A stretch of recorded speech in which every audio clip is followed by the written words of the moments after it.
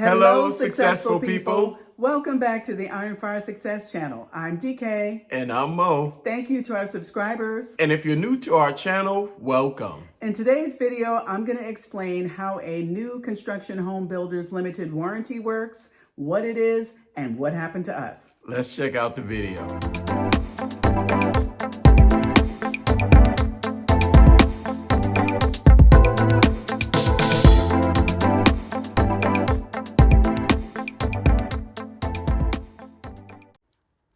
I'm going to tell you what is the new construction home builder's limited warranty.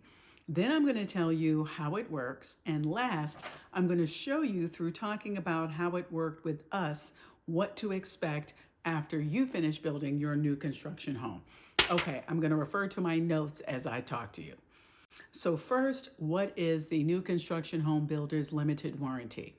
So that is where from about 1 year, most of the time it's 1 year, sometimes it could be 2, but usually it's 1 year after you've moved into the home, where the builder has agreed during that 1 year period to repair or replace certain aspects of your new home that are deficient or don't meet certain building standards. And what the things that are covered under the warranty are will be found in a book or maybe a website the builder may have that you'll get at the conclusion of building your new construction home. So how does this builder's new construction limited warranty work? So usually you see one of two scenarios. Either the builder is a large enough organization where they have a division and their warranty division is handling warranty claims, or like in our case, the builder contracts out to a warranty company. Either way, it's those representatives at the warranty department or the company who you deal with. The warranty company or division's responsibilities are to handle the day-to-day administrative functions that have to do with receiving and processing claims.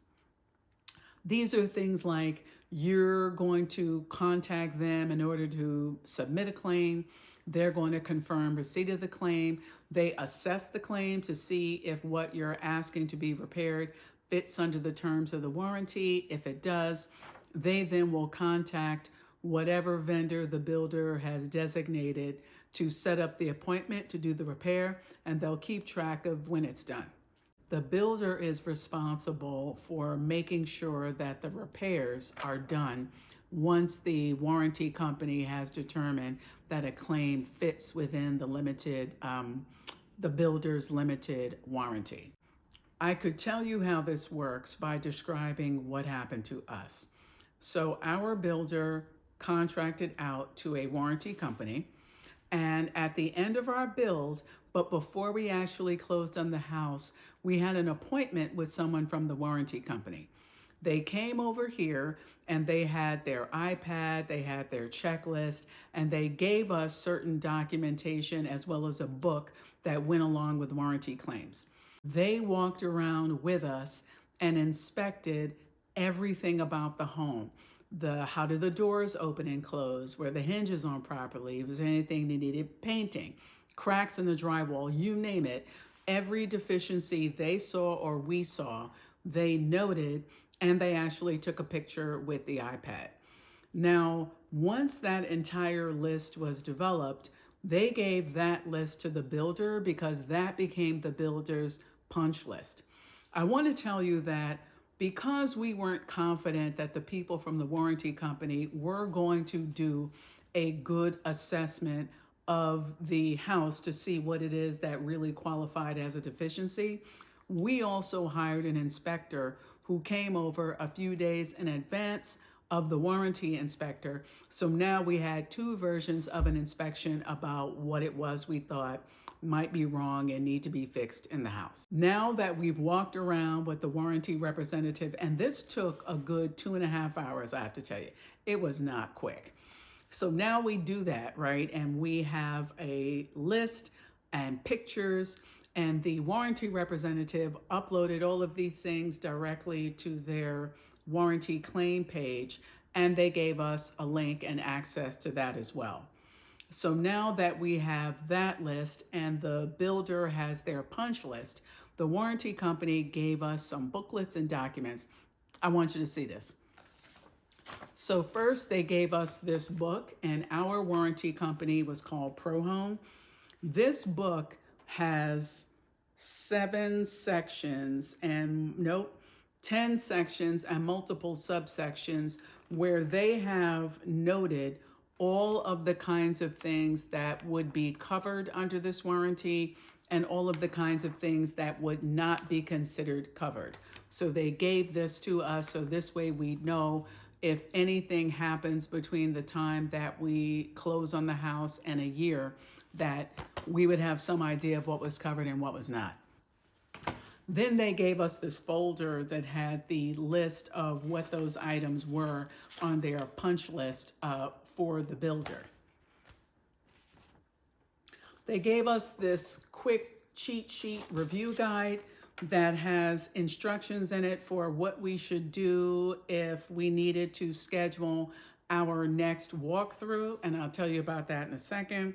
They have the kinds of things that people typically submit claims for: tile grouting, caulking, drywall repairs. We have cabinet door adjustments, latches, hardware adjustments, stucco crack repairs, and other things. So they were just giving us an idea of the typical claim issues.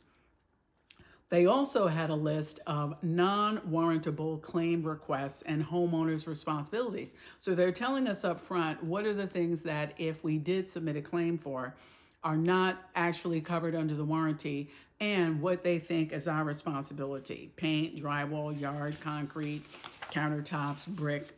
There's a whole list of stuff in here. There's instructions about who do we call in case of emergency, electrical, heating, and cooling. But they also have a list here of what are those items that do not fall under the warranty because they fall under the manufacturer's warranty. This is going to be almost all, if not all, of your appliances. You know, dishwasher, cooktop, range hood, a garage door opener, things that are actually appliances or things installed in your home, maybe an electric fireplace where the builder is not going to be responsible for that if it breaks down within that year. They just want you to know it doesn't mean everything that's in your house. It means certain things that the builder believes is within their control and that they're obligated to deliver to you in a satisfactory way. So we got all this information, right? So now one of the things that's in this guide is that we are responsible for calling to make an appointment for our final walkthrough, which occurs in the 11th month after we moved in. So to give you an idea of how all of this fits together, if you've ever rented an apartment or a house where the apartment complex or landlord's management company has a checklist that they give you before you move in, and you walk around the apartment or the house and y'all are both together and you're checking off things you see that are broken, a knob is loose here, and this needs to be patched up. They're doing that at the beginning because now that list is the agreed upon list that you both saw and identified as things needing to be repaired. Now there's one list where we've all agreed to what it is that needs to be done. So if after you move in and something is not on that list, is it up to the builder to fix it, or is this something that you've done? I'm just saying that the way this worked for us was very similar to that, where once the builder had their list, now during the year, those were the things that the builder came back and fixed. I'm going to do a follow-up to this video that covers the 5 things that you could do during that year that may void your new construction home builder's warranty. Please like, subscribe, and stick with us if this content is helpful to you and you want to see that video. Okay, back to this video. Let's say there's something that you submit a warranty claim for that was not on the list. Now comes the issue of whether or not that item is something that is in this book that the builder has agreed to cover, versus what is it that the builder is not going to agree to cover because A, you didn't identify that as a problem up front, and B, they don't have a way of being able to tell, is it something you did or is it actually a deficiency that's associated with building your house? Because only the deficiencies associated with building your house are the things that they want to be responsible for. So back to my apartment analogy. So now you and the property manager or whoever go through this checklist, you submit it to management, they come back during the time you live there and they make the repairs. This is what happened with us. Over the course of the year, the builder is making appointments with their vendors and the warranty company, customer service people help by making the appointments. Now, one of the things that I wasn't crazy about is because the builder is responsible for making sure the repairs get done, the vendors who they're going to send over here to do the repairs are the exact same people who did a crappy job in the first place. I wasn't crazy about that. You really won't have any control over who that is. It's whoever the builder decides to send over to make the repair. That's just how it is. So now, over the course of the year, these things are getting checked off the list. When we got to the 11th month, I called, made my final walkthrough appointment with the warranty company. They sent someone over here. And again, this now was someone where they weren't walking through the entire house to see if everything is fine or what's wrong. In advance of that inspector showing up, it was on us to walk around the house and identify any anomalies we saw. To the extent that what we identified in this last and final walkthrough were either things that were already identified the first time a year ago, but maybe hadn't been fixed, or things that they reasonably believe fall under the terms of the warranty. Now the builder is making appointments and sending people over here to fix those things. However, there are things that we identified because now you're taking a second look, and we sent them in as claims and they were denied for one of those two reasons. Either they were like, that's not covered, or it should have been on the list in the first place.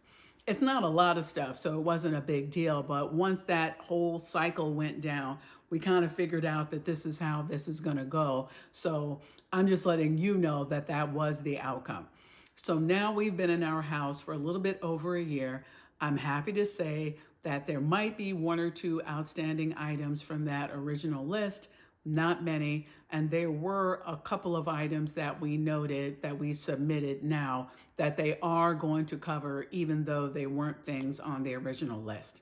That's how the builder's warranty works. I hope this information is helpful to you if you're considering building a new construction home, or if you are in the process and you haven't got to that stage yet where you've had your initial walkthrough. Thank you for watching. Please subscribe for more content about new home construction and model home tours in and around San Antonio. And subscribe to continue to follow us as we continue to turn our new construction house into a home. And as always, until next time, be peaceful, stay prayerful, and count your blessings.